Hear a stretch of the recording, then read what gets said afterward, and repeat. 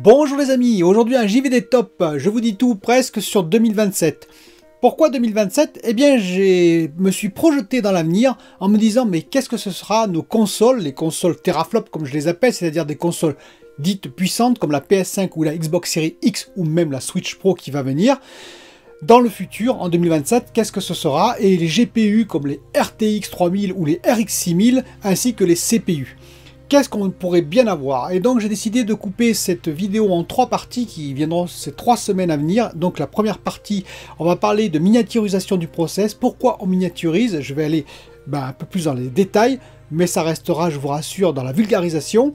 Dans la deuxième partie, la semaine d'après, je viendrai sur le 1 nanomètre et qu'est-ce qu'il va y avoir après, parce qu'en 2027, nous devrions être proche du 1 nanomètre à TSMC, voire au 1 nanomètre, mais qu'est-ce qu'il va y avoir après pour nous permettre encore de gagner en puissance et également en consommation.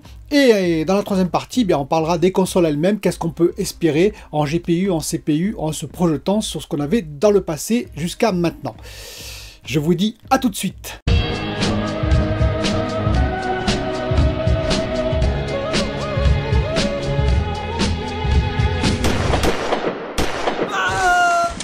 Alors avant de débuter cette vidéo, je vais vous rassurer, rassurez-vous, c'est de la vulgarisation, ce n'est pas pour vous assommer sur des tonnes de chiffres, de la physique ou des mathématiques. Donc ceux qui sont spécialisés là-dedans, vous pouvez commenter bien entendu, n'hésitez pas, mais comprenez que c'est pour vulgariser pour le plus grand nombre et pour comprendre les grands principes. Alors aujourd'hui on va parler de process bien entendu et de réduction de process. Pourquoi on réduit le process ? Le process de la microélectronique. Microélectronique, électronique, il y a donc électrons dans microélectronique. C'est là que ça commence. Et oui, les électrons, c'est la source même de toute l'électronique et de la microélectronique en l'occurrence. C'est ce qui permet de créer le signal binaire que vous connaissez bien, le 0 ou 1. Le signal binaire qui va former avec 8 bits des octets, les octets qui vont former donc des mots qui sont combinés ensuite pour former des programmes qui vont servir pour les jeux, qui vont servir pour toutes les applications qu'on connaît, qui vont servir pour les systèmes d'exploitation et j'en passe. Mais commençons par l'électron lui-même, et oui la base, comment ça marche? Eh bien les électrons, ils vont devoir se déplacer, oui, c'est le courant qui va permettre donc de faire après par des transistors, des passages dans les transistors. Je vous rappelle, les transistors c'est comme des portes, ça s'ouvre ou ça se ferme, grosso modo, et donc grâce à ça on va avoir des 0 ou des 1 en sortie, et combinés, comme je vous ai expliqué, ça va former les octets, etc. etc. Eh bien les électrons, comment ça marche? C'est tout simple, il faut des matériaux conducteurs, vous avez dû entendre parler de ça sûrement, c'est généralement des métaux. Et oui, si on a des isolants, ça ne marche pas. Et quelle est la différence entre les deux? Eh bien c'est très simple, dans les métaux, il y a donc les atomes, les célèbres atomes que vous connaissez. Tout est composé d'atomes, bien entendu, nous sommes composés d'atomes, la Terre, tout l'univers est composé d'atomes, et les atomes dans les métaux, ils ont une particularité. Donc il y a le noyau qui est composé de neutrons et protons, donc positifs, et autour tournent bien entendu des électrons. Un peu comme notre système solaire si vous préférez, où vous avez le soleil qui représenterait le noyau, et tout autour vous avez des planètes, ce seraient les électrons. Sauf que dans les métaux, il y a l'électron, on va dire les plus éloignés, ce sont des électrons dits libres. Ils s'en vont un petit peu à droite, à gauche, vous voyez, ils voyagent, on peut dire en quelque sorte, ils se déplacent comme ça, un peu aléatoirement. Mais il y a une particularité intéressante, c'est-à-dire que quand on va polariser, par exemple, d'un côté on va mettre du positif et de l'autre côté du négatif, par exemple du 0 volt et de l'autre côté on met 1 volt, eh bien les électrons ont tendance à aller vers le plus. Ils sont négatifs, ils sont attirés par le plus, donc ils vont filer à toute vitesse vers le plus. Courant, le courant, la génération du courant que vous connaissez bien.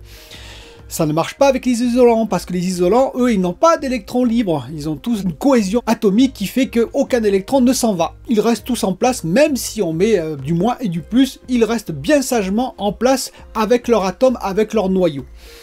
Petite anecdote entre parenthèses, donc les atomes, ça ressemble étrangement, il y a beaucoup de vide, ça ressemble étrangement à notre système solaire, à nos galaxies, à notre univers finalement. Et on pourrait visiblement, d'après les calculs, mettre toute l'humanité, donc les hommes et les femmes, dans un seul sucre si on enlevait tout l'espace qu'il y avait entre les atomes. C'est pour vous dire qu'on est composé quand même essentiellement de vide. Mais pour revenir au sujet qui nous intéresse, les électrons, ils vont donc se déplacer dans des conducteurs. Plus le conducteur est à faible résistance, et faiblement résistant, plus l'électron se déplacera facilement et rapidement. C'est-à-dire qu'il aura besoin d'un potentiel, une différence de potentiel, par exemple entre 0 et 1 volt, si on alimente le circuit, le GPU ou le CPU à 1 volt, eh bien il se déplacera facilement, plus facilement dans du cuivre par exemple, que dans de l'aluminium. Il faut comprendre que un circuit, c'est un peu comme Manhattan. J'ai déjà pris cet exemple dans une autre vidéo. C'est-à-dire que vous pouvez imaginer que les tours, c'est des transistors. Toutes les tours, ce sont des transistors, des portes qui s'ouvrent, qui se ferment. Et pour relier toutes ces tours, tous ces immeubles, eh bien, il y a les routes. Les routes, c'est les pistes qu'il y a entre tous les transistors. Eh bien, un circuit, c'est un peu pareil. C'est-à-dire qu'il y a des pistes de métal, métallisation qu'on appelle, qui vont relier tous les transistors pour faire passer les signaux et les combiner avec différents transistors pour faire des opérations logiques de plus en plus complexes qui vont faire nos programmes, enfin qui vont composer nos programmes et qui vont faire nos jeux préférés en l'occurrence, tout comme tous les systèmes informatiques que l'on connaît. Et donc ces routes, pour bien comprendre, elles sont composées de métaux en l'occurrence. Avant c'était de l'aluminium, et oui, de l'aluminium, les pistes étaient en aluminium. Vous vous rappelez, je vous ai expliqué la photolithographie, ça permet d'insoler en ultraviolet certaines parties du circuit, ensuite ils sont creusés et on coule dedans, c'est une image bien entendu, on coule dedans les pistes, la métallisation de l'aluminium.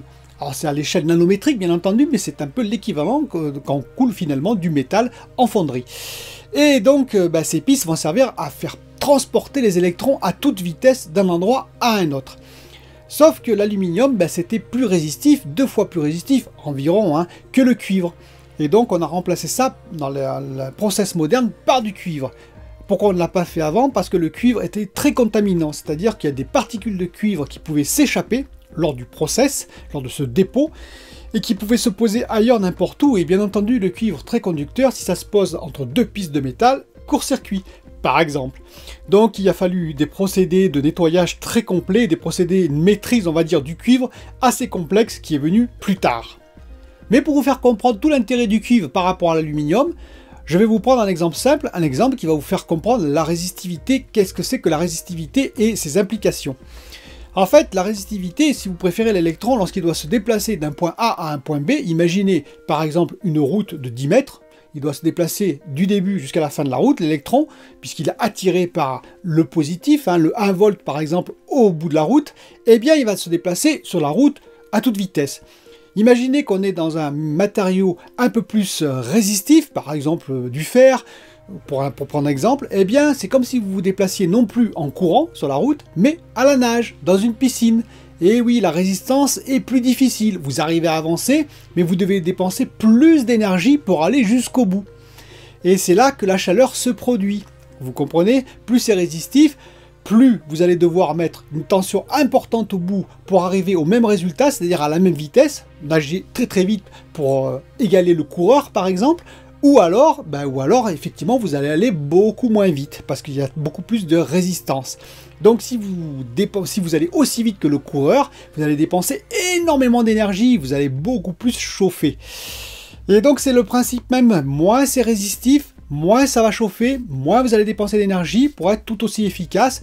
Ou alors, inversement, vous allez pouvoir aller plus vite en dépensant autant d'énergie. Donc vous commencez à comprendre le premier gain. Le cuivre qu'on met en place maintenant depuis un petit moment à la place de l'aluminium sur toutes ces pistes, sur toutes ces routes à Manhattan qui sont entre les immeubles, entre les transistors, et bien comme il est 2 fois moins résistif, on dépense 2 fois moins d'énergie pour arriver à la même fréquence de fonctionnement. Ou alors, on met autant d'énergie et dans ces cas-là, on va potentiellement 2 fois plus vite. Bien entendu, c'est un raccourci, il y a d'autres phénomènes physiques, avec le transistor en particulier, mais c'est dans le principe, c'est dans l'idée.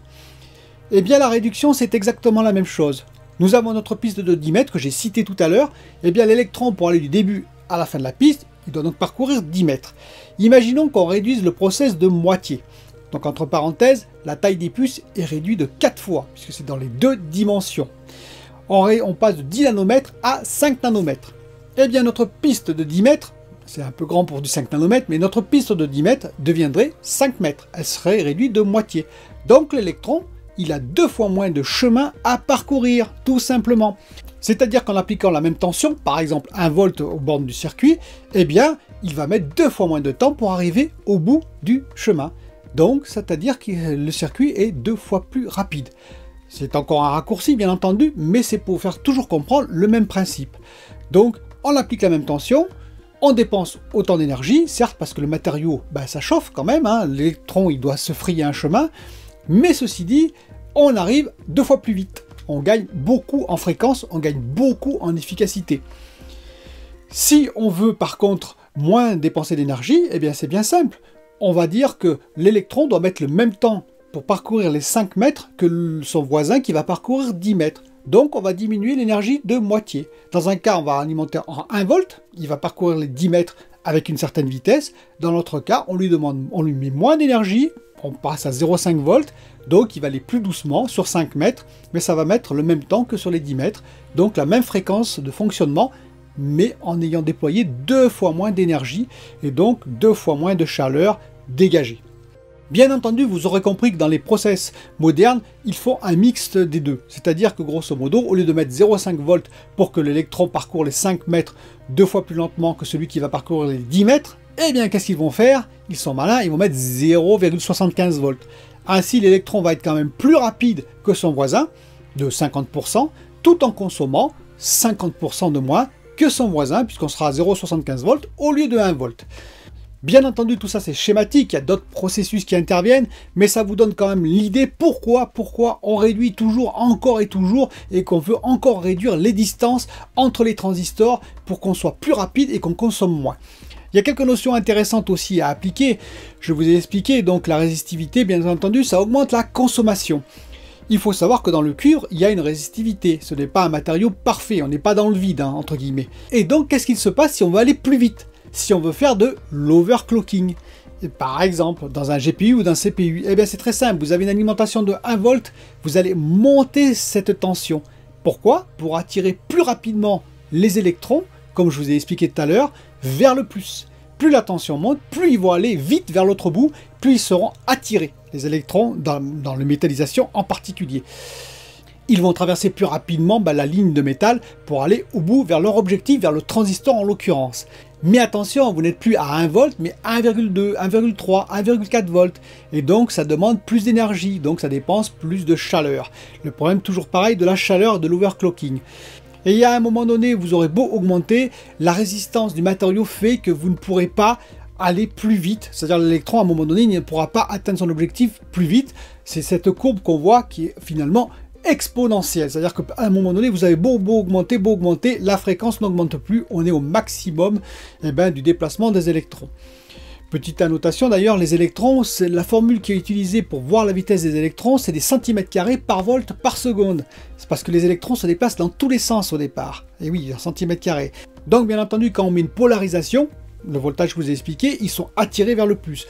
Et donc avec cette formule, les centimètres carrés par volt par seconde, vous comprenez tout le problème, c'est-à-dire qu'effectivement, plus la résistance du matériau est importante, plus l'avancée va être difficile. J'insiste beaucoup là-dessus parce que c'est de ça que dépend évidemment l'efficacité énergétique, en particulier des CPU, GPU et APU, et bien entendu aussi les fréquences maximum qu'on peut atteindre en fonction d'un process.